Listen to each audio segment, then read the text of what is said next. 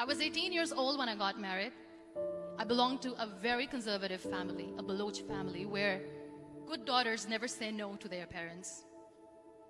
My father wanted me to get married, and all I said was, if that makes you happy, I'll say yes. And of course, it was never a happy marriage. Just about after 2 years of getting married, about 9 years ago, I met a car accident. Somehow my husband fell asleep and the car fell in the ditch. He managed to jump out, saved himself. I'm happy for him. Radius ulna of my right arm were fractured. The wrist was fractured. Shoulder bone and collarbone were fractured. My whole rib cage got fractured. But that injury that changed me and my life completely was the spine injury.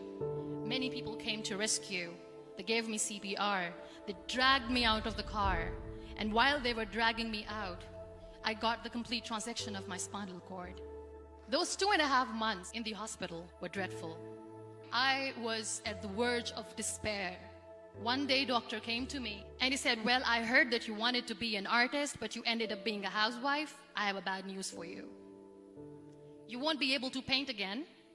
Next day, doctor came to me and said, your spine injury is so bad, you won't be able to walk again.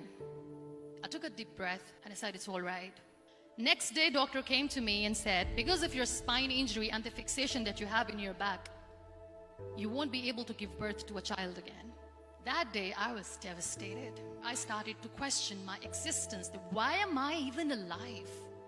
So what kept me going was, one day I asked my brother, painting, so much color, nobody could see the grief in it.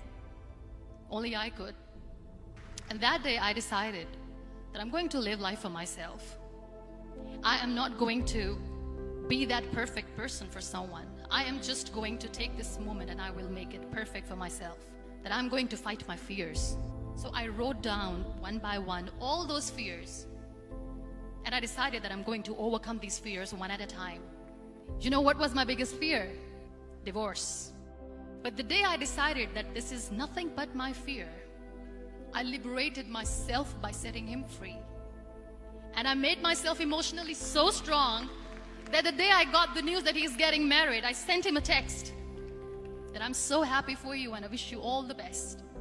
And he knows that I pray for him today. Number 2 was, I won't be able to be a mother again. And that was quite devastating for me. But then I realized there are so many children in the world, all they want is acceptance. So there is no point of crying, just go and adopt one. And that's what I did.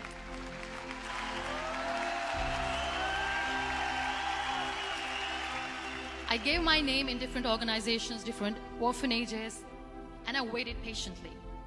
2 years later,